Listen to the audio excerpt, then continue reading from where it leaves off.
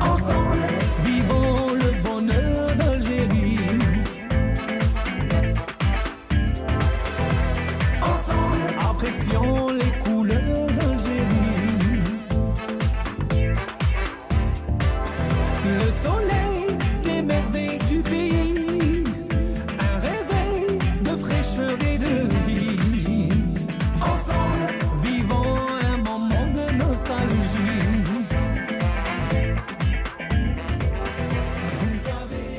Eh bien, bonjour à tous, je suis très ravie de vous retrouver pour ce nouveau rendez-vous de votre émission Brise d'été. Alors, nous allons profiter de cette belle matinée, de cette matinée ensoleillée, de cette brise matinale pour vous proposer en compagnie de notre coach spécialiste maison, Djelil Meraska, quelques mouvements de sport éducatif. C'est ainsi que je vous recommande, je vous suggère d'aller vous préparer, d'aller vous mettre surtout en tenue de sport pour pouvoir, bien entendu, suivre les mouvements que vous proposera Djelil Meraska. Alors, ce qui est intéressant avec le jardin d'essai, c'est un petit peu sa position géographique sur le point ou sur le plan touristique, parce que finalement, c'est un jardin qui est entouré de plein d'autres points touristiques que vous pourriez aussi visiter et donc faire une journée de visite, notamment la grotte de Cervantes. Alors, vous l'aurez compris, c'est une grotte qui porte le nom donc du grand écrivain espagnol du XVIe siècle, Miguel de Cervantes. Alors, c'est une grotte que nous visiterons cette matinée en compagnie de notre amie Samira Hadjamar. Voilà.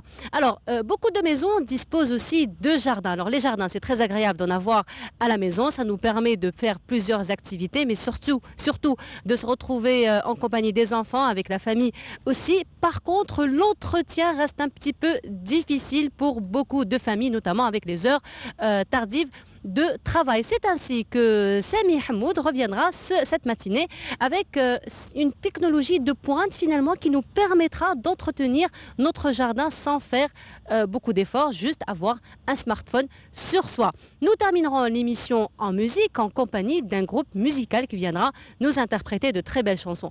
Voilà donc pour le programme de cette matinée. Avant de retrouver Djelil Meraska, je vous propose une pause musicale. Ce sera donc de la musique instrumentale, très jolie musique instrumentale qui sera donc jouée par Rabi' Band. Voilà, donc je vous propose d'écouter cette musique. On se retrouve juste après.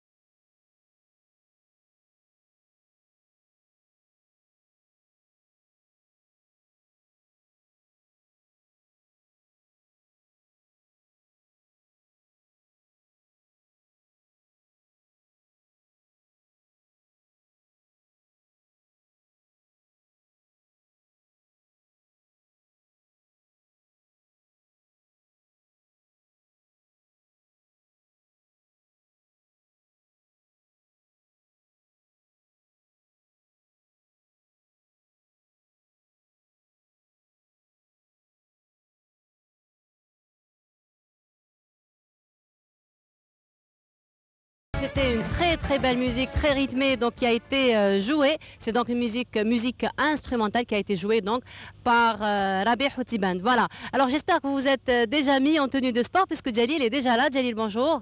Ça va, Djalil? Oui. Alors très agréable le cadre, il faut le dire. Hein. C'est magnifique. Voilà. On n'a pas d'excuse là pour ne pas faire une bonne séance de sport en tout cas. En plus, on a du soleil, on a de la fraîcheur. Tout à fait, ouais. N'est-ce pas? Cadre idéal, idyllique pour faire une bonne séance de sport. Voilà, et justement, vous êtes là ce matin, Djalil, pour nous proposer quelques exercices physiques qu'on peut faire à la maison, d'autant plus que la conjoncture actuelle ne nous permet pas finalement de fréquenter les salles de sport. Absolument. Et ce que vous allez proposer aujourd'hui fait partie de ce que vous appelez le sport éducatif, n'est-ce pas? C'est ça, oui.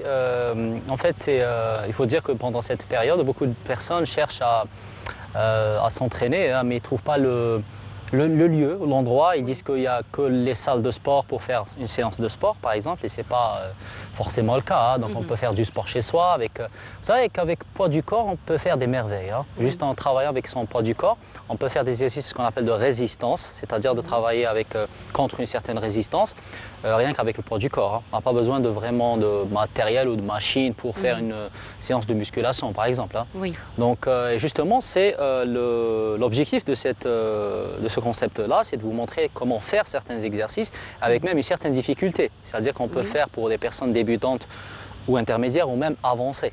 On n'a pas besoin d'aller avec des charges extrêmes pour faire son sport. Hein. En tout cas, le concept éducatif, c'est pour vous dire que le plus important, c'est en fait, ce qu'il faut retenir dans la musculation. Hein. Si on prend par exemple ce sport-là, okay? Mais je vous pose la question. Je vous dis que quelle est la première compétence requise dans on va dire dans un domaine musical, par exemple. C'est de savoir jouer l'instrument. Donc c'est le solfège, j'aurais dit. Par exemple, oui, le solfège, le violon pour certaines. Ça dépend de la catégorie musicale, mais c'est la première compétence requise. Dans le domaine de la musculation, la première compétence requise, c'est l'exécution du mouvement. C'est-à-dire comment cet apprentissage technique, cette exécution du geste, comment elle est faite. Et c'est à partir de là justement qu'on peut avoir donc un entraînement de qualité. Oui. Voilà, c'est-à-dire que ça dépend de l'objectif de votre séance, pas juste l'objectif global. Hein. Quand on parle de l'objectif, c'est perdre du poids ou prise de poids, ça c'est un objectif qui est esthétique, on va dire. Mais l'objectif de la séance en tant que tel, c'est-à-dire quel est votre objectif de faire ce mouvement-là, c'est de cibler un groupe musculaire particulier, ne pas le faire d'une manière aléatoire. Et c'est donc ce principe d'intention, de comment faire cibler quelle partie musculaire, c'est justement le but de cette émission, de ce concept-là, absolument, où on va se focaliser aujourd'hui sur la partie du haut du corps, où on va travailler donc la partie le haut de la poitrine, donc on appelle ça les pectoraux, voilà. On va faire un petit peu la partie des épaules, on appelle deltoïdes, dans le domaine du jargon anatomie fonctionnelle, ou même anatomie d'une manière générale. Et aussi donc ce qu'on appelle les bras ou les triceps, dans un langage plus scientifique. Voilà. Donc ces compartiments-là, ces groupes musculaires servent à pousser. Donc ces exercices de push, on appelle ça. Donc c'est un entraînement de pousser. C'est-à-dire tout ce qui permet de pousser un objet, de pousser quelque chose. Donc notre poitrine elle sert à pousser, notre épaule aussi sert à pousser, aussi, donc verticalement, horizontalement. Et donc ça dépend de ce qu'on veut cibler. Et aussi les bras, on appelle les triceps, là pour aussi faire des extensions, on appelle ça. Donc on va voir comment faire ça avec rien qu'avec poids du corps. Alors justement, probablement les gens qui nous regardent, qui vont vous suivre aujourd'hui, ils vont être débutants, ils vont commencer peut-être, ce sera peut-être leur première séance. Absolument, oui. Alors qu'est-ce que vous recommandez sur le plan timing? Donc ils devraient faire ça en combien de temps? Parce qu'on a l'habitude, c'est vrai que lorsqu'on commence, on est très excité, hein, on a envie de faire une demi-heure, on a envie de faire une heure, on a envie de se faire du muscle, donc du jour au lendemain. C'est vrai. Alors, quelle serait la durée que vous allez conseiller, surtout pour un débutant? D'accord. Probablement pour les gens qui nous regardent, qui vont vous suivre pour la première fois. D'accord. Alors ça dépend d'abord de la séance. Si on est dans une séance comme ça, de faire juste le haut du corps, ça peut prendre jusqu'à une demi-heure. Hein. On n'a pas besoin de faire beaucoup plus que entre 30, 45 minutes à 1 heure grand maximum.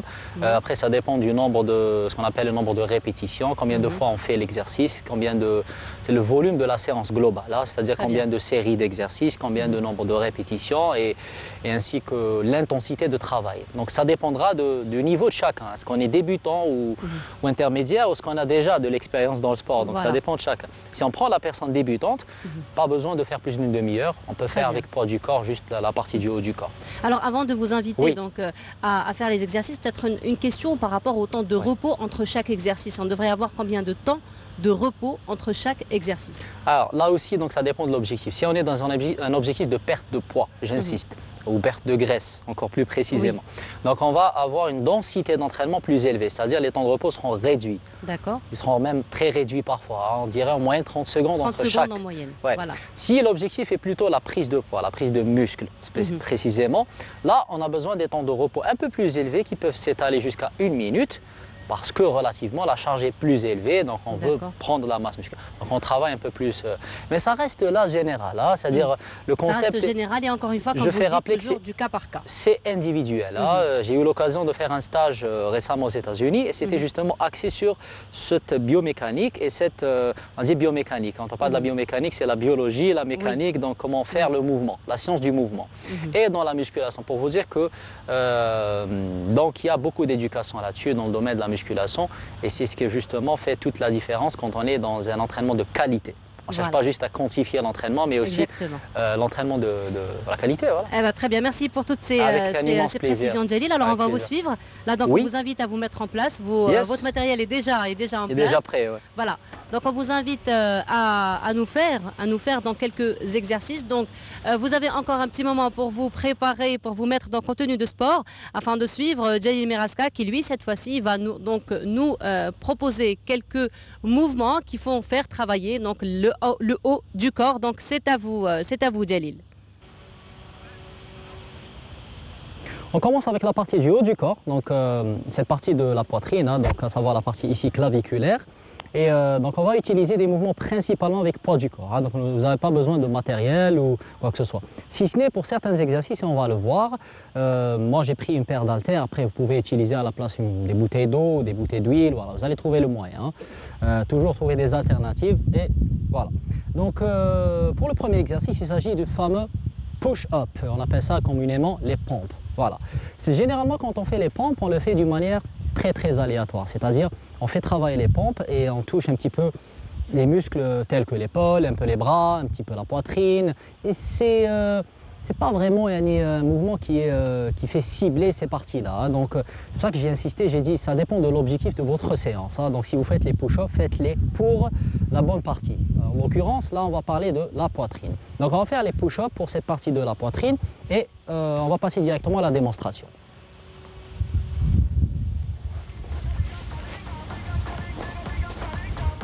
Alors, souvent quand on fait les pompes, le départ du geste, c'est commencer par ce qu'on appelle un gainage. Donc cette contraction qui est isométrique, qui est statique. Et ayez un dos bien droit, la tête vers le haut et on descend, poitrine au sol et on pousse avec la poitrine. Donc pourquoi je dis je pousse avec la poitrine? Parce que la poitrine sert de pousser. Donc c'est un muscle qui sert de push. Voilà. Boum. Vous avez remarqué que mes coudes sortent un petit peu vers l'extérieur. Et là, donc le ressenti, il est au niveau de la poitrine.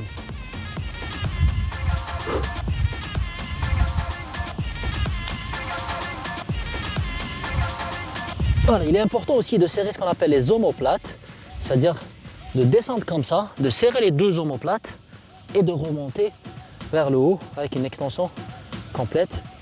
Et voilà. Après, il y a plusieurs variations. Hein. On peut faire donc les push-ups d'une manière un peu plus difficile que ça. Hein. C'est-à-dire qu'on peut accentuer le travail de la partie claviculaire. C'est-à-dire quand on a fait par exemple le push-up classique, donc c'est plus la poitrine ici sternale, on appelle ça, donc au milieu de la poitrine. Si on va accentuer plus le travail au niveau de la clavicule, on va utiliser un petit banc, petite élévation. Vous pouvez mettre, utiliser un petit banc à pouf comme ça, ou là, un banc. Voilà, vous allez mettre les pieds ici, comme ça. Et quand vous descendez, vous mettez le haut de la poitrine en avant, les coudes toujours ouverts, et je remonte, comme ça. Voilà, donc là, le travail est plus au niveau du haut de la poitrine. Voilà. Et là, je fais un travail ciblé au niveau de la poitrine.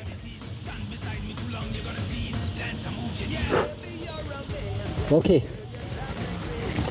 Si vous trouvez que le mouvement il est plus compliqué, si vous n'arrivez pas à le faire, parce que c'est avec poids du corps, c'est pas évident. Donc la variante débutante pourrait utiliser donc vos genoux, à savoir donc croisez vos genoux comme ça. Vous allez utiliser toujours avec le buste. On descend. Hop. Voilà, là c'est plus facile. Hein.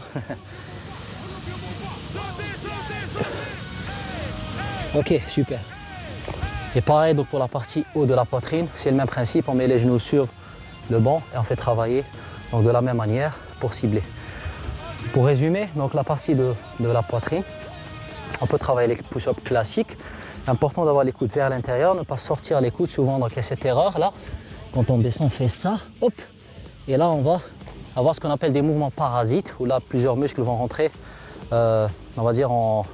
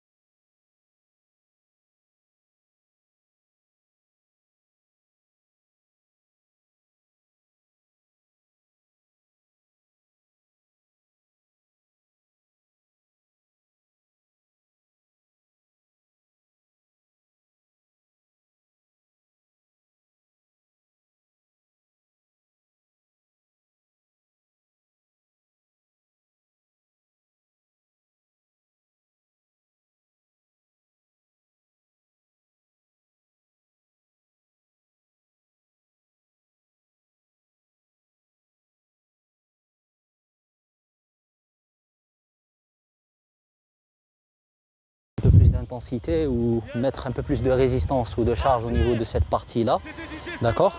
Vous allez utiliser des haltères, moi j'ai pris des petites charges comme ça, donc de 1 kg.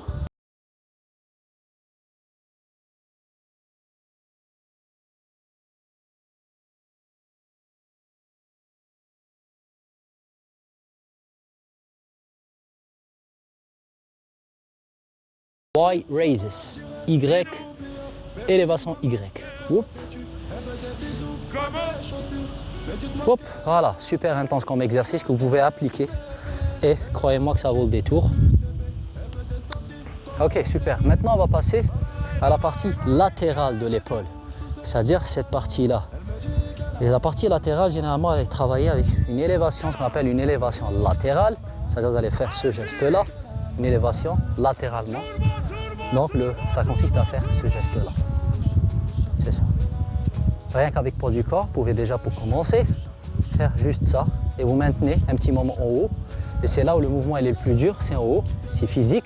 Quand on a la résistance ou le poids, c'est-à-dire le levier, plus loin de l'axe, c'est là où c'est le plus loin possible. Donc c'est plus difficile de rester comme ça que de rester comme ça. Voilà, donc vous allez faire ça, ça. Voilà. Ça, on appelle donc lateral raises, élévation latéralement. Voilà. Vous pouvez faire d'une manière constante, hein? C'est-à-dire que si vous voulez augmenter un peu plus l'intensité, ne vous arrêtez pas, surtout pas à ce moment-là. Vous allez faire ça constamment, vous remontez, pas de répit. Voilà. Hop, Après, ça dépend bien sûr. Hein. Je rappelle que le concept d'individualisation est très important en musculation. Donc c'est du cas par cas, ça dépend de l'anatomie de chacun. Donc ça dépend de la structure de chaque personne. Donc à adapter selon toujours la longueur de ce qu'on appelle les segments. Donc ça dépend de la longueur de certaines insertions au niveau du corps. Et voilà. Sinon, pour les personnes avancées,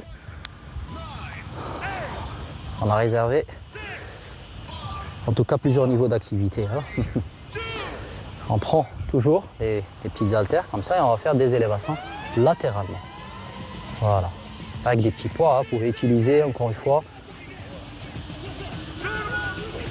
soit des bouteilles d'eau ou si vous avez des haltères encore mieux. Voilà, je me mets debout et hop. Donc petite astuce, si vous avez du mal à travailler cette partie-là, vous ne la ressentez pas très bien parce que souvent l'exercice il est mal fait, hein. Donc après mon constat dans les salles de sport, souvent les gens utilisent ce geste-là. Voilà. Et là, ça fait travailler un peu plus cette partie-là du haut du dos et on est loin de travailler donc cette partie. Vous voyez, donc c'est important de faire ça. Et l'astuce, c'est de pousser, essayez de pousser comme un objet là, que vous avez à l'extérieur au niveau de la paume des mains, au niveau de ici, hein, voilà. Vous allez pousser à l'extérieur. Voilà, c'est votre astuce, c'est de faire ça. Voilà, pensez à pousser vers l'extérieur, le plus loin possible. Hop. Voilà, quand vous descendez, vous avez un petit contrôle en descendant, toujours un petit contrôle. Et c'est là où vous allez cibler donc, la partie latérale de l'épaule, on appelle ça donc le deltoïde latéral. Super, donc on passe à la dernière partie qui est donc qu'on appelle les triceps. Ça, on est dans la partie des bras. On appelle donc la partie triceps qui est composée de 3 portions, c'est ça qu'on appelle triceps. Donc les 3 portions du triceps. Donc on va travailler donc, ce qu'on appelle le mouvement d'extension triceps. Oui, on va avoir besoin d'un petit banc comme ça, voilà, ou d'une chaise, en l'occurrence, une chaise d'art. Et donc vous allez mettre les deux mains ici. Voilà, vous appuyez sur vos talons. Vous fléchissez un petit peu les genoux, voilà. Et là, c'est très important de descendre avec l'intention de travailler les triceps, que ce ne soit pas un mouvement qui est orienté vers les épaules. Souvent, quand on descend, bon, je vous montre d'abord l'exercice d'une manière correcte et après, on va voir les erreurs communes. Hein. Ok, je descends comme ça. Hop, et je pousse avec mes bras. Hop, avec les bras. Vous avez remarqué que les bras sont près du corps. Et là, je ressens donc le travail du triceps. Je rappelle, le triceps, c'est cette partie-là, okay, qui est justement cette partie du... C'est ça. Donc du coup, généralement, on a tendance à faire ça quand on veut faire cet exercice-là, à utiliser, hop, l'épaule. Souvent, cette partie de l'épaule, oups, la partie avant là, de l'épaule est souvent impliquée dans certains exercices parce qu'elle est beaucoup plus forte. On utilise cette partie de l'épaule avant dans la vie générale, certains mouvements du quotidien ou rien qu'en conduisant, rien qu'en faisant des élévations comme ça en avant. Donc elle est souvent sollicitée par rapport à la partie latérale comme ça ou un peu la partie de l'arrière-épaule. On appelle ça donc le deltoïde postérieur qu'on va voir justement le prochain épisode, Inch'Allah.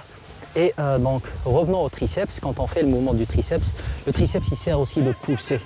Ok, je rappelle que tous les mouvements qu'on a fait aujourd'hui, c'est des mouvements de pousser, qui servent à pousser quelque chose, que vous allez pousser à que ce soit un objet, une armoire ou voilà, en l'occurrence votre poids du corps. Vous allez utiliser le triceps, vous allez utiliser les épaules et la poitrine. Donc c'est des mouvements qu'on appelle push. Alors, l'entraînement d'aujourd'hui, c'est un entraînement de push workout, un entraînement de pousser, poitrine, épaules et triceps. Donc ça, on peut utiliser aussi donc, le triceps avec un autre mouvement qu'on peut faire aussi hein, d'une manière allongée.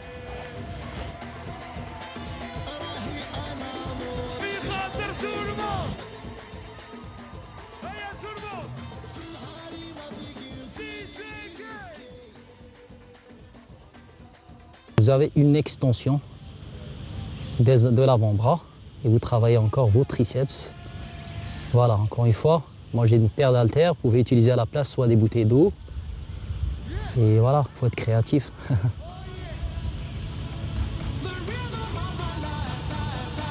Et là, vous voyez que le mouvement est ciblé, hein. Donc là, j'ai compris l'objectif. Je travaille mes triceps. Je ne le fais pas d'une manière hasardeuse.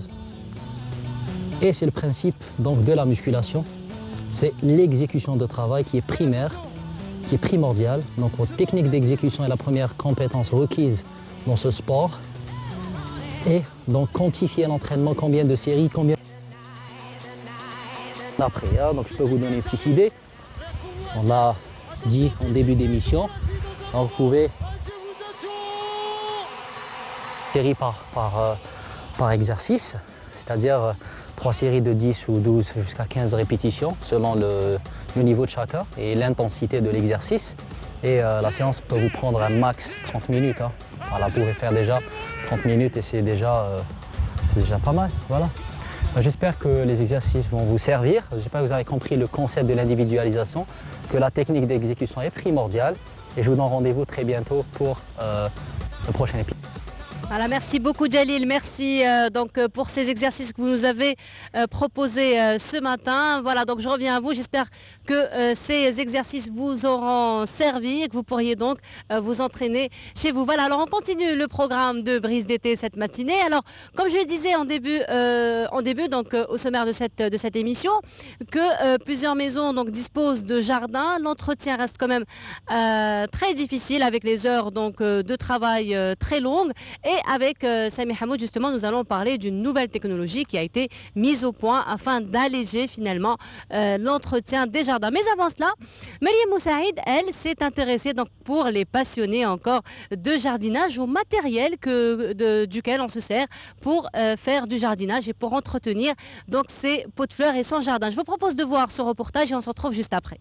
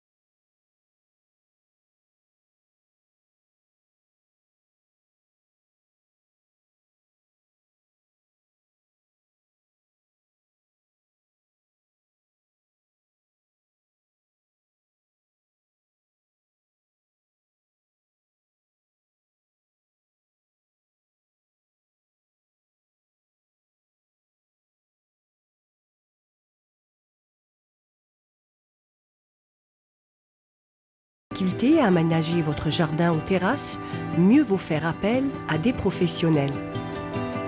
On fait tout ce qui est aménagement d'extérieur et d'intérieur.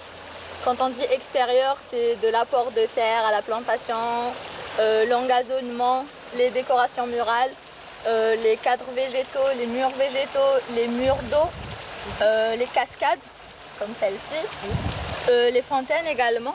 Donc Garden Aménagement propose une convention d'entretien à ses clients après la finition du jardin.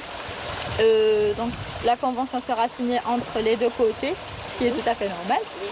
Donc voilà.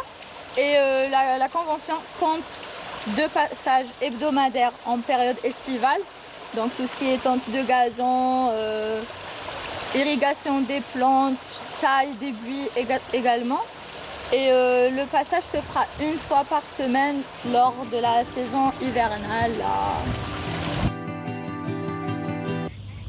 Et voilà, donc ça sert toujours pour les gens qui sont toujours passionnés donc, de jardinage et puis de s'occuper eux-mêmes de leur jardin, mais pour ceux donc, qui n'ont pas beaucoup de temps ou qui ont peut-être la flemme, n'est-ce pas Samy, de s'occuper de leur jardin, et ben la technologie est là pour servir un petit peu d'alternative, on va dire, n'est-ce pas Samy? Samy, bonjour. Bonjour Nolhuda, effectivement. Comment ça va? En fait, bah écoutez, ça va très bien. On est dans un cadre sublime au jardin d'essai à Alger. Voilà. Il fait beau. Écoutez, que demander de plus, hein? Que demander de plus, Exact. effectivement. Donc, c'est vrai que nous avons de la chance, d'autant plus qu'aujourd'hui, c'est une journée quand même assez ensoleillée. Nous avons de la fraîcheur. De toute façon, c'est connu, hein, quand on est dans un milieu comme ça de verdure, la température est toujours moindre que l'agglomération, finalement. Complètement. Et dans ce contexte où les cigales chantent et on les entend, Voilà. ou pas un nuage à l'horizon, une seule envie est de profiter de son espace extérieur quand on a la chance d'en avoir un. Ouais.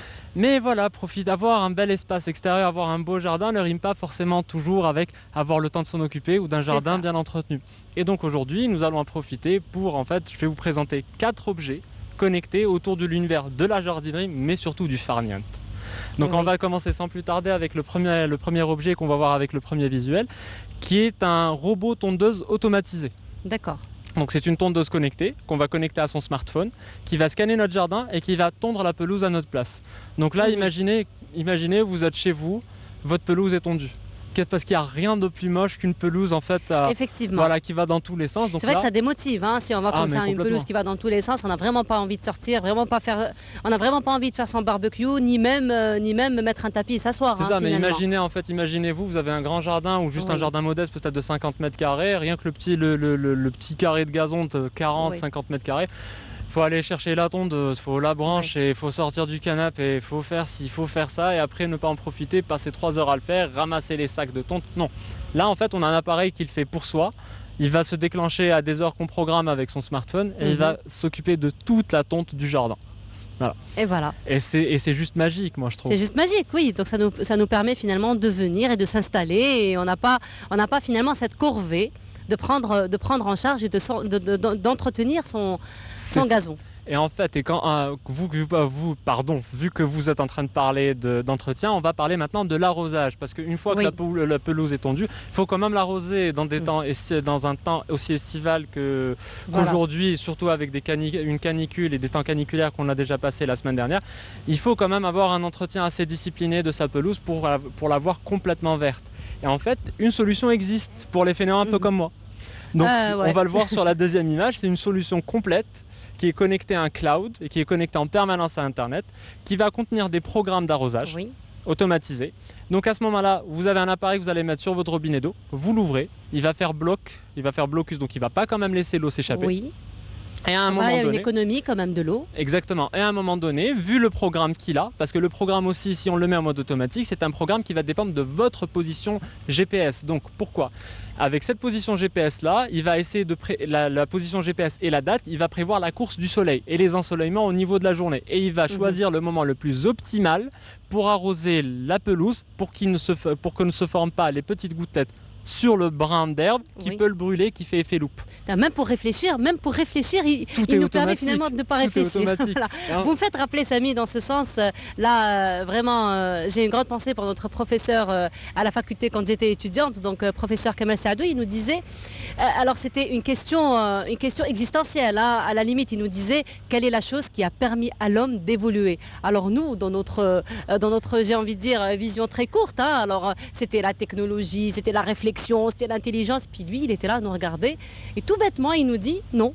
C'est tout simplement son fainéantisme. C'est parce que l'être humain est fainéant qu'il est toujours finalement dans la réflexion, dans la technologie, dans l'évolution, afin de créer comme ça des objets qui permettent de faire les choses à sa place. Et voilà, ça, mais on en est complètement. là.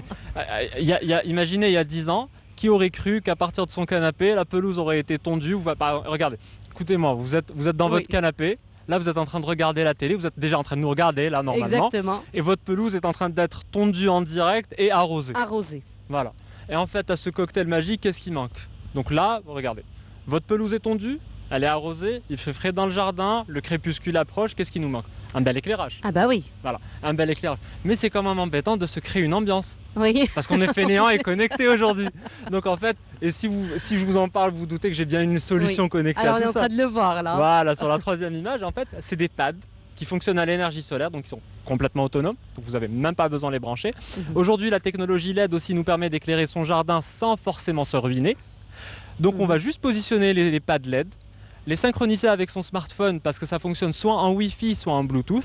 Et à ce moment-là, vous allez soit les laisser en mode automatique pour gérer une ambiance qui va démarrer au crépuscule avec une montée crescendo de la courbe lumineuse et décrescendo avec l'aurore. Donc on peut passer par exemple pour des soirées d'été, on peut rester jusqu'à 2, 3, 4 heures du matin et vous voyez que l'éclairage commencera à s'estomper pour laisser le soleil apparaître. Donc vous pouvez même vivre un lever de soleil assez spécial dans votre jardin. Samy, vous êtes en train de nous dire que même l'énergie solaire est une technologie qui est dépassée aujourd'hui?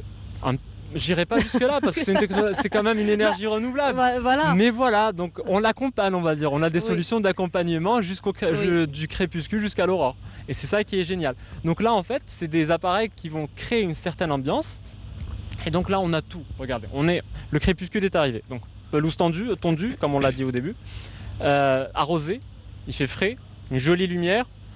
Il faut juste accompagner ça d'un beau barbecue. Barbecue, j'étais en train d'y penser. Voilà. Je me disais, si on a tout ça, pourquoi pas un bon barbecue? Exactement. Voilà. Et je suis en plus, sûr... ça fait pas longtemps qu'on a passé l'Aïd. Vous avez vu? Voilà. Et en fait, je suis sûr qu'avec la solution que je vous propose, votre Aïd aurait été juste parfait. Ce sera pour l'Aïd prochain. Au point d'ailleurs. Ce sera pour l'Aïd prochain. Inch'Allah. Allez, on est en train de le voir là. Voilà, et en fait, l'appareil qu'on est en train de voir est un appareil juste génial. Parce qu'il va s'adapter, il va transformer n'importe quel barbecue ou n'importe quelle casserole qu'on va utiliser comme barbecue en objet connecté et complètement intelligent, donc un smart barbecue, si vous me permettez en fait l'expression. On vous permet tous. Ah ben écoutez, la fainéantise apparemment m'ouvre des portes aujourd'hui. Nous prend tous hein, finalement. Et donc imaginez que cet appareil est d'une utilisation enfantine. Donc vous avez un appareil avec une sonde de température que vous allez planter dans votre viande. Cet appareil-là, donc la sonde thermique va se connecter au petit bloc que vous allez accrocher à votre barbecue et va communiquer avec notre smartphone.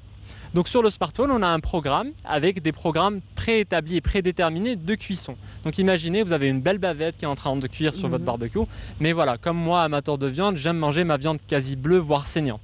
Oui. Maximum. Donc je vais dire à mon barbecue, s'il te plaît, le barbecue, moi comme je suis pas très doué en cuisine, je rate à chaque fois tout ce que je fais. Donc s'il te plaît, fais en sorte que ma viande soit saignante. Donc je lui dis juste, moi je veux que ma viande soit saignante. Et en fait, la sonde, arrivé à une certaine température, va m'envoyer un message sur mon smartphone en me disant « À ce moment-là, tu devras retourner ta viande. » Et la cuisson à la fin sera juste parfaite. Et donc alors comment c'est que généralement ce sont les hommes qui s'occupent du barbecue généralement hein, oui, c'est une affaire d'hommes, vous avez vu, du machisme et de la misogynie. Donc, automatiquement, j'imagine qu'ils sont très heureux de cette technologie aujourd'hui. Justement, parce que pour une fois, la première fois de leur vie, ils rateront pas le barbecue. Voilà, ils rateront pas le barbecue. J'étais en train de penser à ça justement. Tout simplement.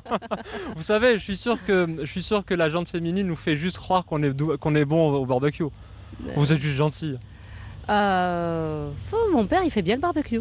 Vous voyez, vous êtes toujours gentil envers votre papa parce que je suis sûr qu'il vous met. Non, il fait bien, il le fait bien. Il assaisonne bien surtout, il fait de très bons assaisonnements. Ah, peut-être. Voilà. Et puis bon, pour ce qui est de ma part, par exemple, moi j'aime bien, je suis aussi une amatrice de viande, mais la viande à point. Finalement, moi j'aime pas trop la viande. Pour vous, moi j'aime pas trop la viande saignante, mais mon père il a fait très bien. Voilà. Enfin, je sais pas si c'est de la gentillesse, c'est la vérité, mais je pense que c'est la vérité. Imaginez qu'avec cet accessoire, vous pourrez chez vous reproduire la viande de votre papa. La cuisson parfaite. En disant par exemple, grosso modo, si je vous donne une indication, une viande saignante doit arriver à une température de 61 degrés.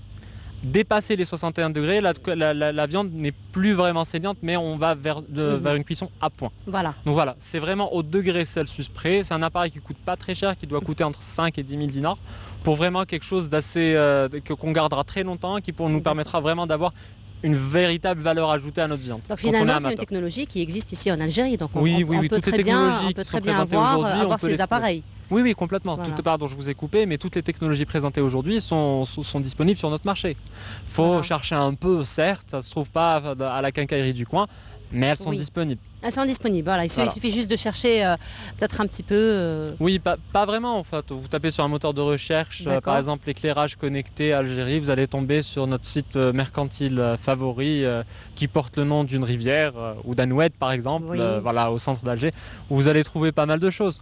Voilà. Finalement, ça sert d'être fainéant. Ah mais complètement, complètement, ça sert d'être fainéant et on n'est même pas obligé d'avoir un jardin pour être fainéant parce que je vous ai gardé une petite surprise des familles en Oui. dernier, c'est mon One More Thing.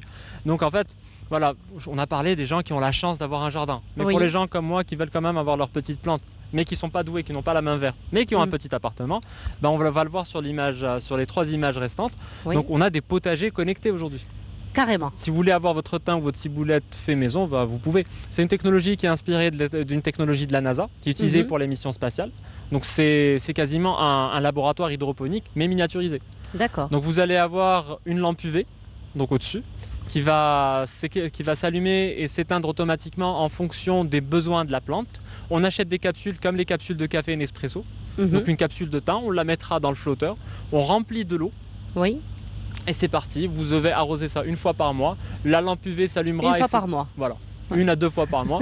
La lampe UV s'allumera et s'éteindra l'idéal. automatiquement. Au bout de 2 semaines, vous avez votre basilic à la maison. Hein. Ah Vous ben le voilà. découpez, voilà. Et c'est magique. C'est magique, oui. C'est magique. Jusqu'où ira la technologie, Samy? Ah, je pense là où s'arrêtera l'homme surtout. Ouais. Ouais, surtout. Tant que l'homme, finalement, a cette particularité d'être fainéant, Ah oui, donc mais on aura toujours, la technologie sera illimitée. des surprises, finalement. Ah mais complètement. Voilà. Voilà. Eh ben c'est parfait, merci Ce sera beaucoup. tout pour moi. Merci Merci de m'avoir beaucoup, accueilli Samy. dans ce Donc, cadre aussi extraordinaire. Eh ben marhaba bik, quand même, vous êtes chez vous ici. Ah ben oui, là je commence vraiment à me sentir un peu chez moi. Vous êtes chez Merci. vous. Il faut vous sentir beaucoup chez vous, finalement. Ah bah vous y arrivez en tout cas à me faire ressentir ce sentiment. Alhamdulillah. Merci beaucoup, beaucoup. Samy. Merci beaucoup pour ce beau partage ce matin. Merci. Et surtout, j'imagine que vous allez être très remercié par les gens fainéants hein, qui Mais nous regardent ce complètement, on est en matin. communauté, hein. Vous savez, on se suit sur les réseaux sociaux, on a un Voilà. voilà.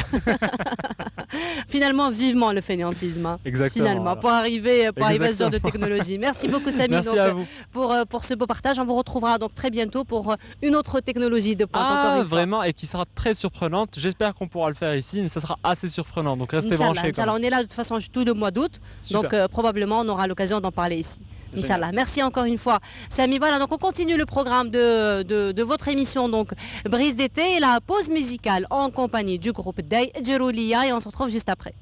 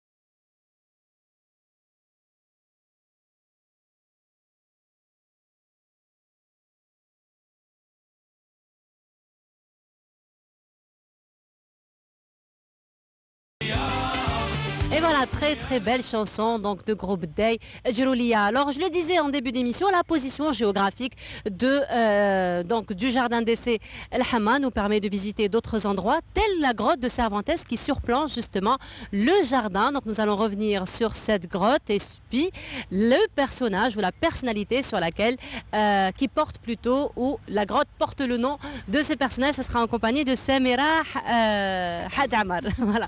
Samira, bonjour. Bonjour. Comment ça va, Ça Samira? va? Ça se passe bien? Oui, super. On ne peut être que bien. Hein. Très bien. Il est beau mon jardin. Il est magnifique. Voilà, je suis ravie de vous recevoir dans mon jardin. Merci beaucoup de nous avoir reçus dans votre jardin. Vraiment, on est très bien reçus dans votre jardin. Il est fabuleux. Oui, fabuleux. La Fabuleux, 8e merveille du monde. Je ne sais plus quel auteur avait dit ça, si c'est Monterland Ouais. ou André Gide, mais il est considéré comme la 8e merveille au monde. Il est aussi classé le deuxième plus grand jardin d'essai au monde après celui du Brésil. Exactement. Finalement. On a de la chance. On a de la chance et Beaucoup puis de c'est quand même un jardin qui a plus de 2 siècles, hein, puisqu'il a Exactement. été créé en 1832. Exactement. Donc voilà, c'est un patrimoine quand même duquel nous disposons. C'est le poumon d'Alger. Oui. On respire. On respire, oui. On respire. Et puis, ce qui est intéressant aussi, c'est qu'il est en plein cœur de la ville, en plein cœur de la Exactement. capitale. C'est ce qui est aussi intéressant, surtout avec la pollution, donc finalement, c'est très intéressant d'avoir un point de chute comme celui-ci. Un point de chute, et puis les arbres surtout, les Oui. platanes, les ficus, il y a les bambous aussi qui datent, je crois, de plus de 150 ans. Voilà. Il y a plusieurs arbres qui sont centenaires. Oui, hein. il y a des milliers d'espèces, il y a Voilà. des lions, Oui. il y a des poissons, il y a Tarzan qui est passé par là. Mhm. Le film a été tourné là. Effectivement, Il y a- en 1932. Exactement. Il paraît que Karl Marx aussi a séjourné ici. C'est ce que j'ai entendu dire. Oui.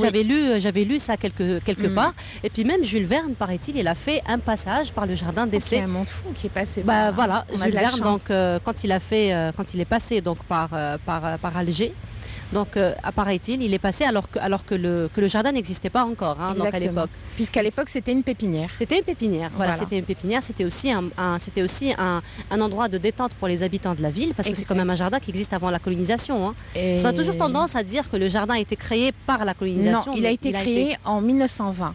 L'architecte l'a dessiné Oui. en 1920. En fait, il a été créé en 1832, La 2 ans après. pépinière La a été- pépinière, voilà. voilà. Mais ça existait avant. En fait, c'est un endroit qui existait existait. bien avant Mais déjà. la conception telle La que- conception. Voilà. Bien sûr, elle a évolué avec le temps, mais elle a commencé en 1920. Voilà. Voilà. Et puis ce qui est intéressant, c'est que le jardin est resté aussi bien entretenu Très, toutes très ces bien. années et puis durant plus de 2 siècles. Bien. En famille, on peut Voilà. se reposer tranquillement. Voilà. Et puis on est chanceux de se retrouver ce matin ici, Oui, hein, et n'est-ce pas? puis on se demande à l'époque ce que Cervantes a pu se dire, puisqu'il s'est caché là-haut dans le flanc Juste de la là, montagne. donc en face, un Exactement. peu plus haut. Un peu plus bas que le sanctuaire des martyrs. Il s'est réfugié là-bas Oui, à sa 5e tentative d'évasion. voilà. Voilà. Alors, ce qu'on garde toujours de Cervantes, finalement, c'est ce grand personnage de la littérature, cette grande figure de la littérature. qu'il nous doit à nous, les Exactement. Algériens. Et puis, on passe souvent à côté du fait qu'il était soldat. Il était soldat, c'était Ouais. un poète parce qu'il a Voilà. commencé tout jeune. Il a commencé par faire des poèmes Mhm. à la reine Oui. de l'époque. Et finalement, quand il a fallu aller se battre, Mhm. il s'est engagé. Et justement, quand il avait à peine un peu plus de 27 ans, Oui. il a décidé d'aller combattre. Sous le commandement du commandant Don Juan d'Autriche, c'est le fils naturel de Charles Quint. Oui. Il décide d'embarquer et aller se battre à la bataille navale Lépante. Voilà, Mhm. à Naples. Enfin, dans les eaux près de Naples. Et de retour de cette bataille, justement, il revient en héros. Hein. Il a Oui. été malade pendant cette bataille, mais Cervantes a quand même tenu. Il a été alité. Non, je me lève et je vais me C'était à battre. cette bataille-là, Samira, que Il perd- Cervantes avait perdu l'usage de sa main gauche. Exactement. C'était à cette C'était la bataille. main gauche. Je C'était savais la main pas, moi. gauche, oui, Voilà. je sais qu'il Elle était. s'est abîmée. voilà. Il n'a pas été amputé de la main, mais il s'est abîmé la main Voilà. De toute façon, l'histoire Justement. dit qu'il a perdu l'usage donc de sa main. Voilà. Voilà. Elle s'est abîmée. Il faut savoir aussi on dit que Cervantes, à un moment, lorsqu'il était de retour à Naples après la bataille, il se serait battu en duel avec un homme qui lui aurait volé sa fiancée. D'accord. Il a blessé son rival et pour ça, il a été obligé de choisir entre l'exil, la prison ou la mort. peut-être voir la mort. Donc, qu'est-ce qu'il fait lui? Il décide de rentrer en Espagne chez lui. Oui. Et de retour, ce qui est un comble, une ironie de l'histoire du sort, c'est que Cervantes, à la base, il était parti se battre contre la piraterie. Oui. Donc, à l'époque, le roi Selim II avait le monopole, le sultan donc ottoman, avait le monopole à cause des pirates, enfin ce qu'ils appelaient eux les pirates, c'était les corsaires qui attaquaient à chaque fois les bateaux, anglais ou français. De retour, il se fait capturer. Il est dans sa flottille, il y a une brume, ils sont près des côtes françaises, ils se font capturer. Il est avec son frère Rodrigo, plus jeune que lui de 2 ans. Et donc, il débarque à Alger. Voilà. Et lui, la première fois qu'il voit Alger, il l'a décrit comme une ville en étage, comme un amphithéâtre. Et en fait, tous ces personnages, tout son imaginaire, même s'il était esclave, parce qu'ils deviennent esclaves lorsqu'ils sont capturés, son imaginaire se met en branle. Et il inscrit, tout ce qu'il voit, il l'inscrit dans son inconscient. Lorsqu'il débarque à Alger, il est pris sous la coupe de Deli Arnaud, le grand amiral. Donc, c'est Arnaud Mami, grand amiral d'Alger. Et ce qui se passe, c'est que Cervantes est considéré comme un captif rançon. Sa valeur était très importante. Oui. T'as pas de calculatrice aujourd'hui? On n'a pas. Si. Allez. 500 ducats, l'équivalent de 100 000 euros. Attendez. À la tête, on va faire de suite juste Cervantes, Miguel. Le calcul. Allez-y.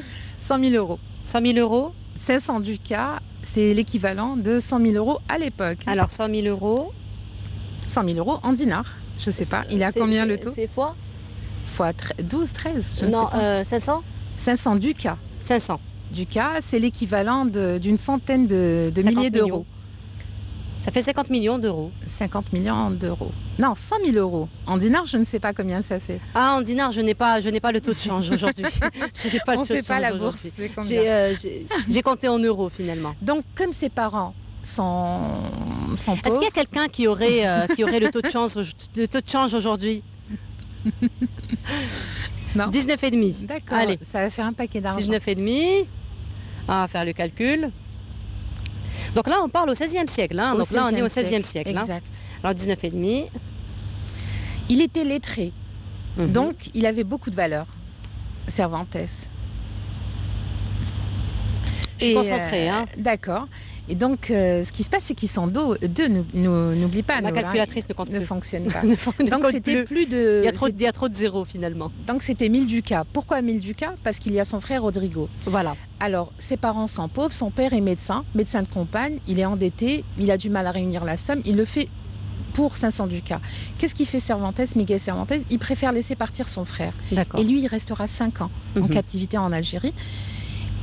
À Alger, plutôt. Et il est obligé, en fait, d'attendre que son père puisse réunir, ou les amis de ses parents puissent réunir l'argent suffisamment pour le faire sortir de sa galère. Mais il faut savoir qu'à l'époque, les prisons étaient à ciel ouvert. Oui. Il y avait toutes les nationalités, toutes les religions, il y avait des échoppes, des restaurants. C'est pas une prison telle qu'on l'imagine entre les grilles. Cervantes évoluait. Il était sous la coupe de Deli Mami, il était lettré, donc on lui donnait même des choses à écrire et tout. Une certaine liberté, ce qui l'a amené à se déplacer même jusqu'à Oran. Il a même fait une tentative d'évasion en allant à Oran, mais son passeur le lâche au milieu du chemin, donc il rebrousse vers donc la prison qui était Alger à l'époque. Et il essaye. Donc première fois, deuxième fois, troisième, quatrième, cinquième fois, c'était là. Il se retrouve ici. Et il a manqué 2 fois de se faire couper la tête. Donc, et à chaque fois, on lui pardonne parce que il savait qu'il avait de la valeur. Quand il arrive à cette grotte, c'est la dernière tentative, il a accompagné à peu près d'une dizaine de personnes. Il faut imaginer que c'était une forêt, c'est pas ce qu'on voit aujourd'hui. La route n'existait pas. Il devait y avoir une super vue. On les attrape quand même. Et il se fait ramener et finalement sa famille paye la rançon et il est libre. Il reste quelques temps à Alger, ensuite il repart en Espagne. Mais ce qui est formidable, c'est que Quand il arrive en Espagne, il se marie, mais il n'a pas toute la considération qu'il souhaite lui. Cervantes, il a beaucoup d'imagination, il espère, c'est un héros, c'est un chevalier servant, il a besoin de reconnaissance, de tout ça. Alors qu'il était à Lépante, par exemple, quand il est revenu de Lépante, parce qu'il était justement, il avait perdu l'usage de sa main, on l'avait surnommé le manchot de Lépante. Voilà. Ça, pour lui, c'était de l'ingratitude. Qu'est-ce qu'il fait? Et justement, dans ce sens, Samira, vous avez ramené aujourd'hui un extrait d'un documentaire qui a été réalisé justement par la télévision nationale, voilà, qui retrace un petit peu le parcours. C'est ça? C'est plutôt la période où il a été capturé, en fait, et ramené vers Alger. Allez, on vous propose donc de voir cet extrait et on se retrouve juste après. Par ces mondes, par ces villes ouvertes à toutes les idées, ces mondes cette ville qui était un crisol des cultures, des religions, des philosophies, des façons d'entendre la vie, qui lui ont marqué. D'ailleurs, dans son œuvre postérieure, il y a plein de références à son passage à Alger. Il y a un de ses chefs-d'œuvre théâtral, c'est Los Baños d'Argel, donc il y a quand même une reconnaissance explicite de Cervantes à l'importance qu'il y a Alger dans sa vie. Ils furent capturés à hauteur de Cadaqués de Rosas ou Palamos. Ils furent emmenés à Alger. Cervantes est attribué en tant qu'esclave au renégat grec d'Ali Mami. Captif à bord d'une galère qui revenait victorieuse vers Alger. À l'intérieur, Cervantes verra que la ville s'élève sur une colline et que la partie basse, active et remplie de monde. En fait, le captif n'avait d'œil que pour sa douleur. Un des personnages de sa comédie El Trato d'Alger relate l'angoisse qui le tenaillait en arrivant à sa destination fatale. Voilà, donc c'était un extrait d'un documentaire qui a retracer un petit peu le parcours de Cervantes. La captivité de Cervantes. Donc la bataille de Lépante et sa captivité à Alger, en Algérie, puisqu'il est allé à Oran aussi. Voilà. Alors il faut dire, Samira, quand même, que c'est pourquoi en fait c'est une grande figure de la littérature espagnole, mais la littérature universelle aussi, parce que quand même les livres qu'il a écrits, que nous sommes en train de lire jusqu'à aujourd'hui, et il y a même des écoles qui enseignent carrément finalement les romans qu'il a écrits, n'est-ce pas, qui ont été traduits en plusieurs langues aussi. Dans, je crois, 140 langues. Il a été adapté au cinéma, au théâtre, parce qu'il a écrit aussi pour le théâtre. Il a été, on l'a vu en dessin animé, on le voit, je crois, il paraît que ça passe toujours. Là, on est en train de voir le livre, justement. Le livre qui a été fait par Adriana Lassel. Pardon, ça a glissé. Adriana Lassel, il a été fait aux éditions, je te le donne peut-être. Voilà. Donc 5 années avec Cervantes. Oui. Donc là encore, elle revient probablement encore sur une fois, les 5 années de captivité. Voilà. Alors c'est romancé, il y a de la fiction, mais il y a beaucoup de choses. Alors qu'elle a extrait et que la majorité des auteurs extraient de l'œuvre magistrale de Cervantes qui est l'Hidalgo, donc Don Quichotte de la Mancha, voilà. Et d'ailleurs, on retrouve dans Don Quichotte de la Mancha les deux chapitres et demi sur sa captivité à Alger. D'ailleurs, c'est ce livre, Don Quichotte, qui a été classé parmi les livres les plus traduits, les plus lus et les plus traduits au monde. Exactement. Et cette écriture, donc Don Quichotte, toute l'écriture de Cervantes en général, tout ce qu'il a écrit, a pris maturation, c'est fait à partir de sa captivité. Voilà. J'ai presque envie de dire, on lui a rendu service pour l'éternité. Il a inscrit son nom pour l'éternité. Tout ce qu'il a vécu, il s'en est inspiré d'Alger, de sa captivité, de tous les personnages qu'il a rencontrés, entre autres la belle Zohra, puisqu'il a eu une histoire d'amour avec Zohra à Alger. Il la raconte, mais ça c'est une autre histoire, on y reviendra peut-être un jour. Il a écrit plusieurs ouvrages, on peut citer 3 œuvres en fait. C'est Le traitement d'Alger, les bains d'Alger, El Baños de Argel, et Le vaillant espagnol. Et Le vaillant espagnol, c'est lui en fait. Tout ça, c'est sa vie en captivité. Ça a été adapté aussi au théâtre.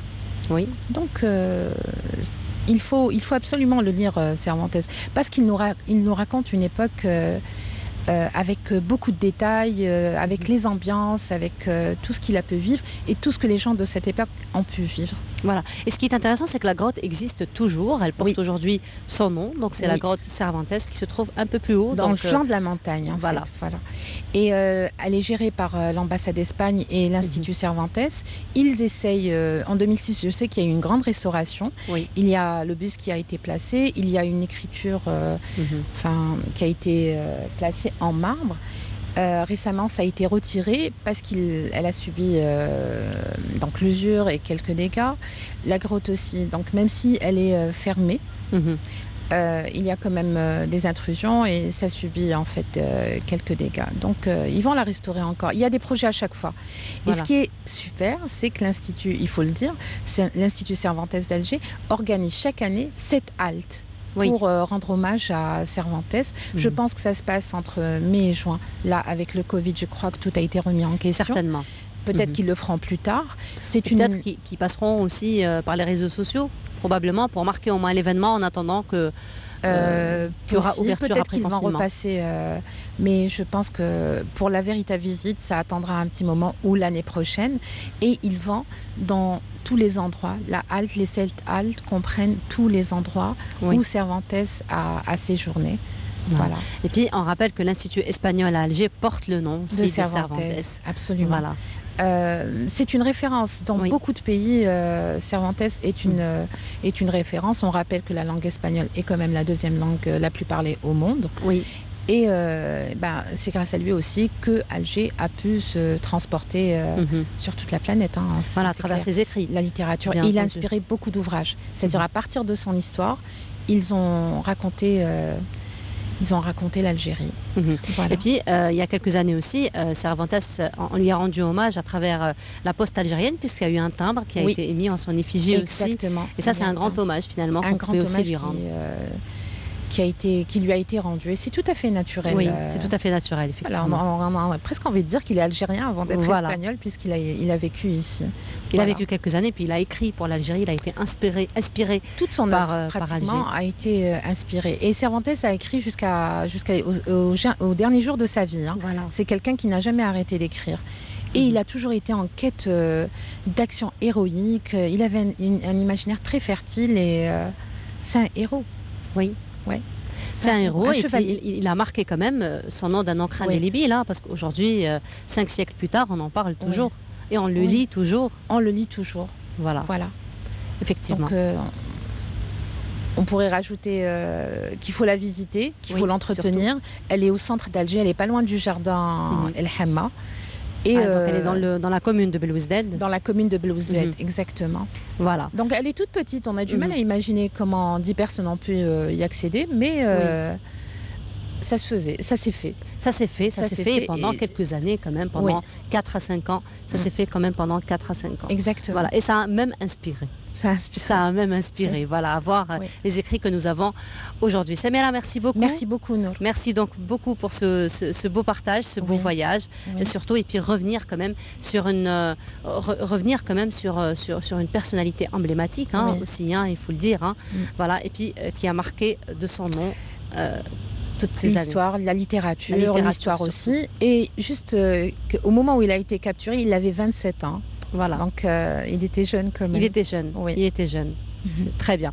Merci beaucoup, Samira, pour toutes ces précisions sur Cervantes. Donc, on va se retrouver pour la dernière station de cette matinée. On va recevoir donc un groupe de chanteurs qui va se joindre à nous pour partager aussi un moment de plaisir en musique. On se retrouve juste après.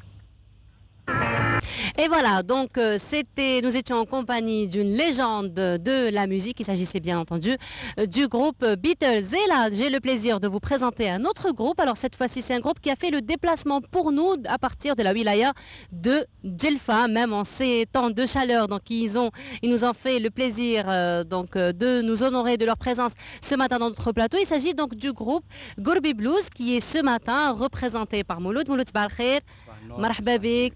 يعطيك الصحة دونك جيتونا من الجلفة يعطيكم الصحة يعطيكم الصحة الله يسلمك مرحبا بكم عماد صباح الخير بونجور صباح الخير مرحبا بك الله يسلمك اي انفا مهدي مرحبا بك مهدي الله يسلمك Voilà, alors pour l'invitation. الله يسلمك مرحبا بكم يعطيكم الصحة انتوما كمان ملي جيتوا درتوا لو ديبلاسمون جيتوا من الجلفة مع السخانة هذه كيفاش راهي الجلفة اون سمومون؟ هاي سخانة باسكو على بالنا بلي الجلفة سي لي او بلاتو كمان اي اون سي كو ان طون دو شالور في تري شو وفي الشتاء البرد. البرد فوالا سي كونو دونك الجلفة اي تري كونو باغ البرد في الشتاء والسخانة في الصيف. Voilà. Donc vous avez fait le déplacement ce matin. Alors la première chose qui nous accroche un petit peu avec vous, c'est un petit peu le nom du groupe. Alors Gourbi Blues. Gourbi Blues, pourquoi? علاش vous avez choisi هذا le nom? خيرنا غوربي باسكو كنا نريحوا في واحد الدار قديمة شوية وكان كيما الغوربي. كنا نريحوا ونلعبوا بزاف البلوز هذاك الوقت. عندنا واحد 7 سنين ملي بدينا كيف كنا نخدموا لي فيستيفال كيف كنا دائما مع بعضنا ريبيتيو كيف. D'accord. Et donc, vous avez gardé le nom تاع غوربي على حساب هذيك الدار اللي كنتوا تريبيتيو فيها. الجروب اسم الجروب. من هذيك الدار تاع الغوربي. Voilà. Alors le blues c'est un petit peu le style. Donc on comprend que c'est un petit peu le style que vous avez gardé باش في الغناء تاعكم. في البلوز. في البلوز. البلوز سي باسكو البلوز خرج في لافريك. وي. الاوريجينال تاعو كاع خرج في لافريك. وي. بلوز هو انا كيما البلوز حنا نسمعوا بارتو البلوز. وي. في الراي كاين البلوز في البوب كاين البلوز. Oui, et donc vous avez gardé le blues ntouma, vous avez introduit le style تاع le blues في الغناء تاعكم. C'est ça. Alors dites-moi le groupe تاعكم, est-ce que ce sont des chansons que vous créez, que vous composez vous-même ou là ce sont des reprises اللي ديروهم? Comment ça se passe? كاين حنا بدينا بلي ريبريز. ملي لي ريبريز هذو تنسبيرينا منهم. ولينا نكريو الموسيقى تاعنا وماذا بينا نخدموا البوم حنا حابين نخدموا البوم ونلونسيو البيبليك حاجه نقيه حاجه موسيقى جديده. Très bien. Alors Aïmad, on rappelle que vous trois, donc Aïmad, plutôt Mouloud, Aïmad et Mahdi, vous êtes tous les trois des étudiants. Donc on rappelle que vous êtes des étudiants passionnés, c'est ça? Ouais. Alors vous êtes étudiants? De musique. En musique, tous les trois? Non. Non. La science de la technologie. Science de la technologie, d'accord. Et Mahdi? étudiant et RFM. Et RFM, c'est quoi? معهد ملحقات المعهد الموسيقي. Ah, le musique, donc tu as musique qui m'a mouloud. Voilà. Alors, on vous invite peut-être à nous interpréter une chanson. On va vous écouter. Yassiadi. Yassiadi. Yassiadi, c'est une reprise, je suppose, non? Voilà, c'est une reprise. Voilà, c'est une reprise. C'est une légende hein, de la musique algérienne. C'est un patrimoine, Hadaya. Allez, tfadlou. Merci.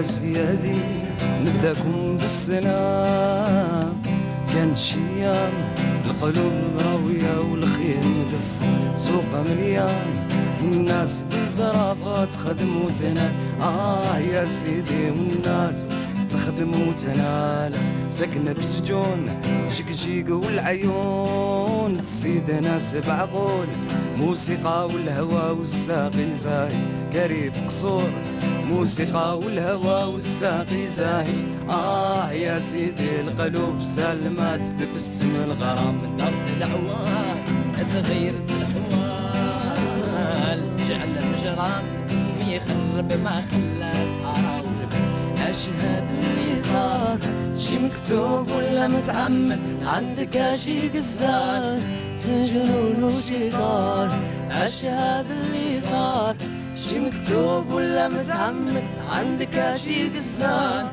سجنون وشيطان يا ربي يا مولاي يا مولانا يا الله قناوي الله يداوي وقناوي الله يداوي قناوي الله يداوي وقناوي الله يداوي قناوي الله يداوي وقناوي الله يداوي قناوي الله يداوي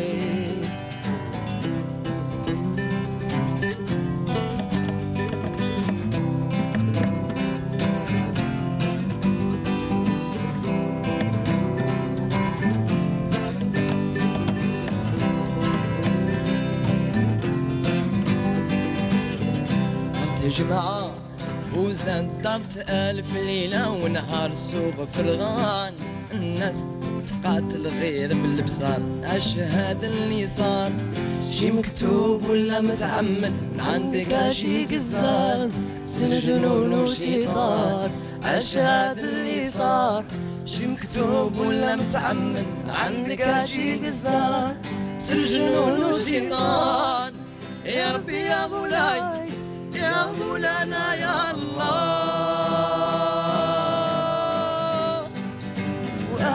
قناوي الله يداوي قناوي الله يداوي قناوي الله يداوي وقناوي الله يداوي قناوي الله يداوي وقناوي الله يداوي قناوي الله يداوي وقناوي الله يداوي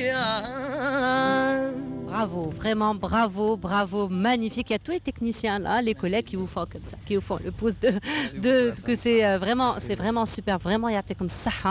C'est une très très belle reprise que vous avez faite Yaté comme ça. Alors, quels sont un petit peu vos projets? Est-ce que vous projetez par exemple un album prochainement ou là?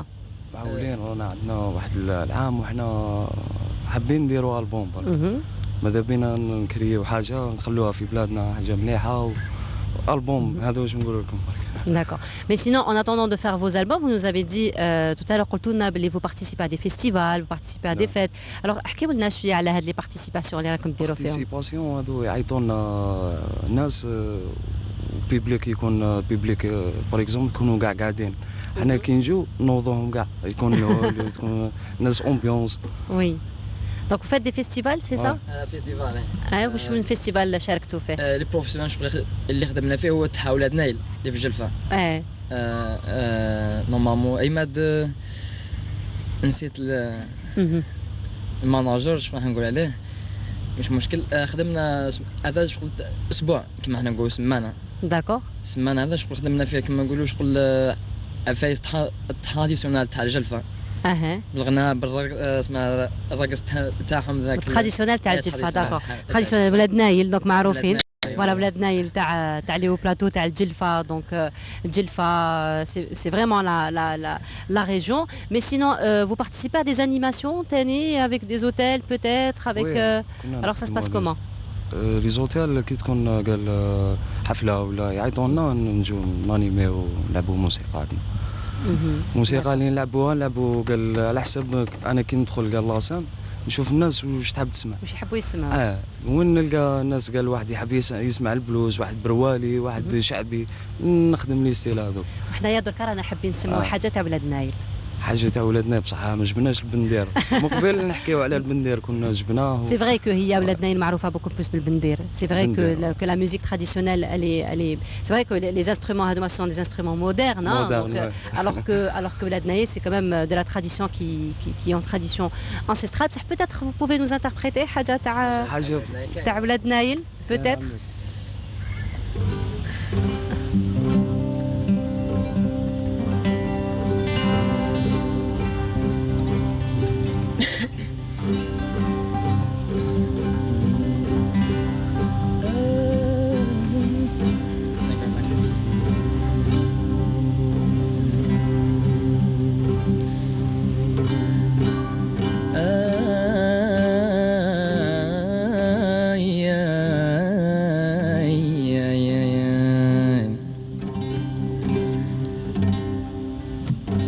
شاتي نخطر جو خوضت معايا حطمت قلبي ومنها نعيش مرارة يا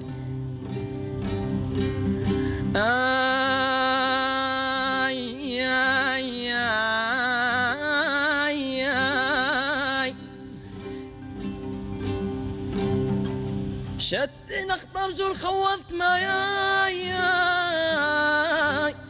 حطمت قلبي ومنها نعيش مرار يا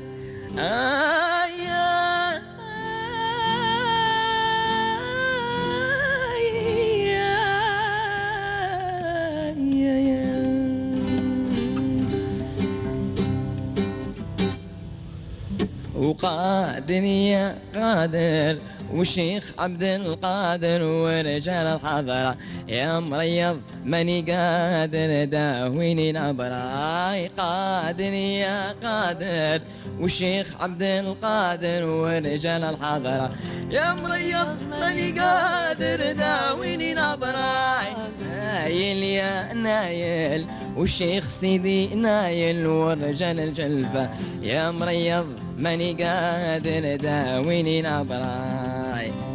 Bravo, bravo, يعطيكم الصحة. Vraiment bravo. Ben voilà, vous n'avez pas besoin de le bender finalement.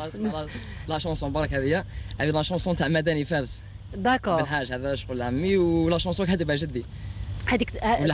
Donc c'est une chanson pas c'est le patrimoine familial مالا هذايا هذا إرث عائلي finalement de madame قلت لي جدك هو اللي كتبها وغناها عمي غناها عمك وانت درك هذيك vous faites la reprise et ben c'est vraiment très belle musique donc d'autant plus finalement ما سحقيتوش البندير ce matin. نحكي لك سجلتين نايلي يسحق القايطه والبندير تراديسيون هذا البصمه تاعهم رايحه كيما هيك.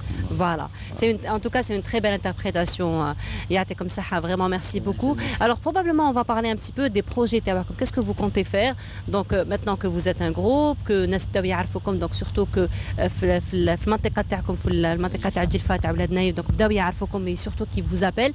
Donc وانتم راكم encore des étudiants. Donc شنو هما les projets تاعكم peut-être à l'avenir واش راكم حابين ديروا plus tard? بروجي كيما نقولوا حنايا شغل حابين انا ديجا شغل في المسار شغل نمشيو فيه ماش حابين شغل انا في الحب تاع الطريق شغل حابين حنايا انا حنكبروا البروجي حنا كيما نقولوا ان شاء الله شغل نديروا البوم ونزيدوا زاوج بالك كيما حنا نقولوا نخدموا الاسماء لسان كلش كيما حنا نقولوا شغل بلاغريمون في الجزائر شغل ما كانش حاجه خارج القانون كيما حنا نقولوا شغل حابين شغل كلشي يمشي كيما نقولوا اطار قانوني كيما حنا نقولوا. بيان سور سي نورمال.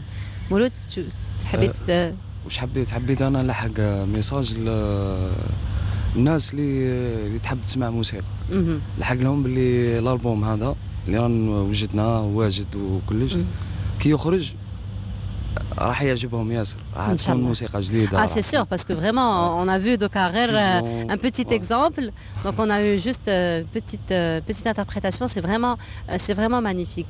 Alors est-ce que le groupe تاعكم vous avez que les guitares comme instrument ou là vous faites appel à d'autres instruments? كاين d'autres instruments.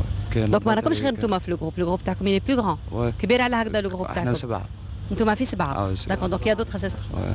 نعم ام خاصي طبعا نبلغوا لهم السلام ما جاش معنا نبلغوا لهم السلام ثاني حنايا دون اوريمي لي زافوار مي بون افيك لا كونجونكتور اللي رانا فيها الحاله الصحيه اللي رانا فيها دونك سي فري كون بو با ريسيفوار غران موند معليش انتم راكم تمثلوهم اليوم ناس با انتم راكم تمثلوهم اليوم دونك الاخرين يسو سبيسياليست في كال انسترومون شنو هما الالات الموسيقيه اللي عندهم؟ كاين بيركيسيون كاين بيركيسيون بندير بيركيسيون كافون بندير باتري فوالا دونك تو سكي بيركيسيون كاين اللي يلعب بيانيست تاعنا ومعنا باتور ان باتور واش قلنا بيركوسيون بيانيست ان باتور voilà donc finalement le groupe est complet voilà et donc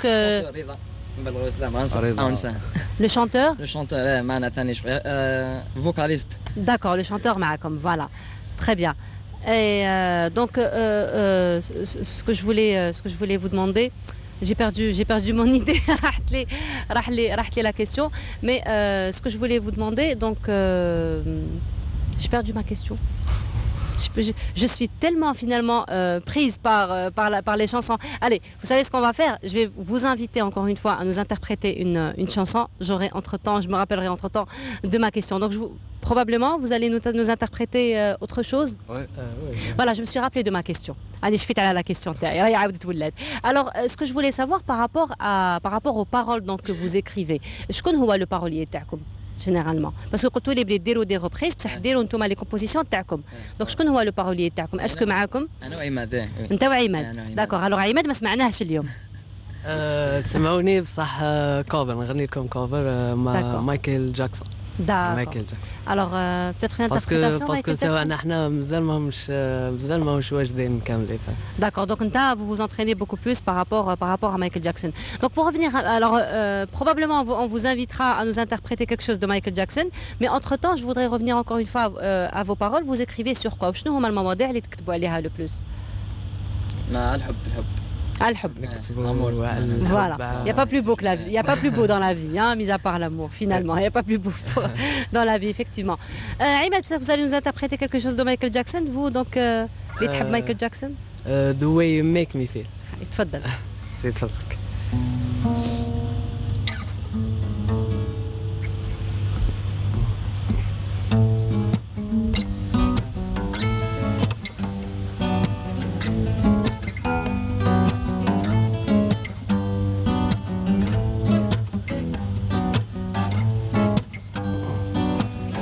Hey pretty baby with the high heels on, you give me fever like I never ever know.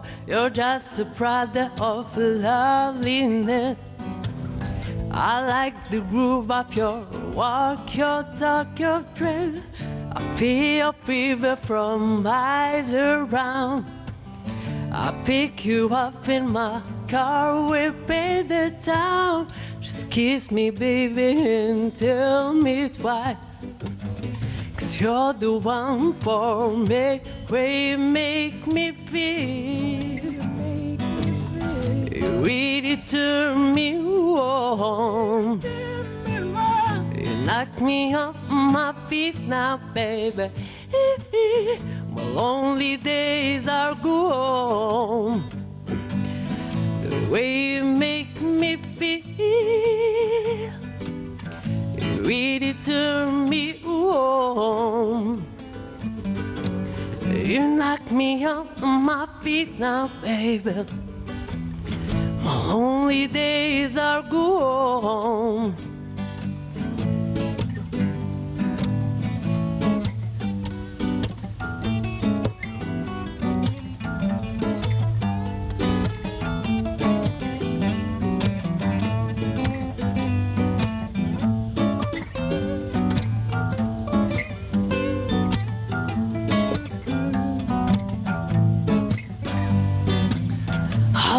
The feeling you're giving me, just hold me, baby, and I'm in ecstasy. Oh, I'll be working from 9 to 5 to buy you things and keep you by my side. I never felt so in love before. Just promise, baby, love me forevermore. I swear I'm keeping you satisfied. 'Cause you're the one for me, way you make me feel. You really turn me on. You knock me off my feet now, baby. My only days are gone. The way you make me feel, you really turn me on. You knock me off my feet now, baby. My lonely days are gone.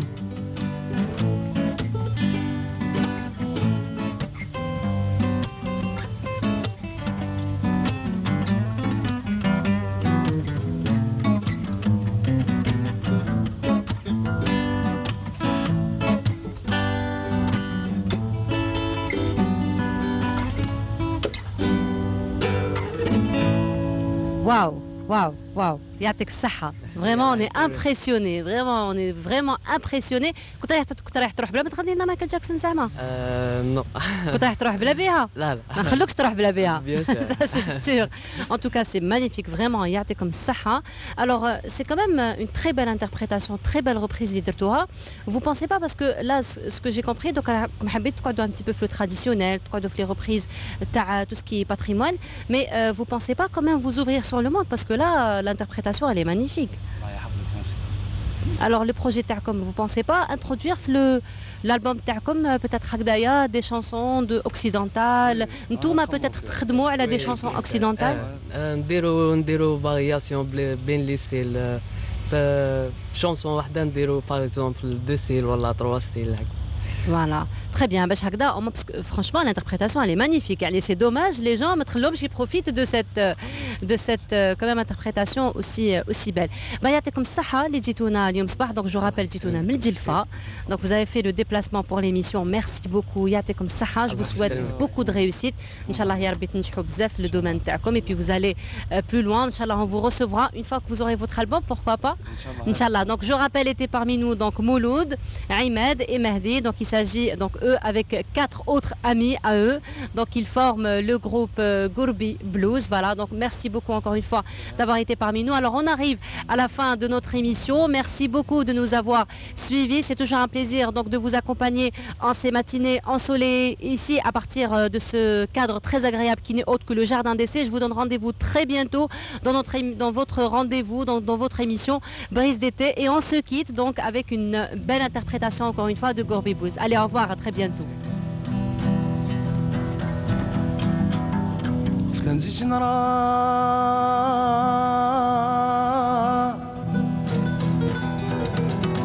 خفت لنزيد نرى وتروح صورته من بالي خاطري يتمنى ويجي جلاس قبالي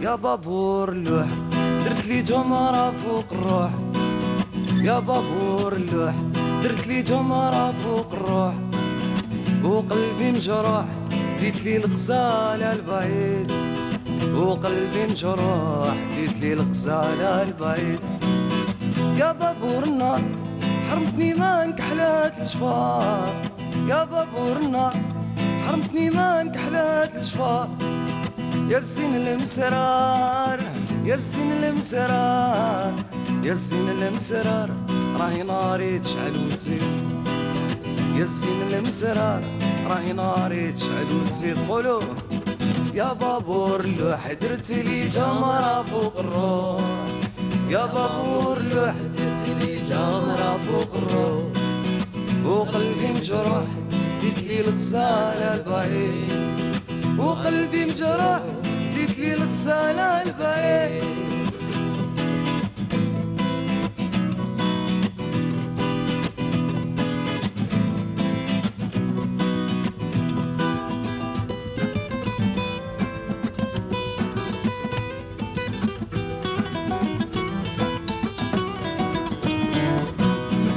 قواني سهران القمر ونجوم تبان وانت يا فرحان بيتها وخليتني وحيد وانت يا فرحان بيتها وخليتني وحيد راح شعار السود البهوان قدها المقدود راح شعار السود البهوان قدها المقدود حاجب المجبود حاجب المجبود حاجب المجبود راهي ناري تشعل وتزيد حاجب المجبود راهي ناري تشعل وتزيد يا بابور اللوح درت لي جمرة فوق الروح يا بابور اللوح درت لي جمرة فوق الروح وقلبي مجروح ديت لي الغزالة البعيد وقلبي مجروح ديت لي الغزالة البعيد وليه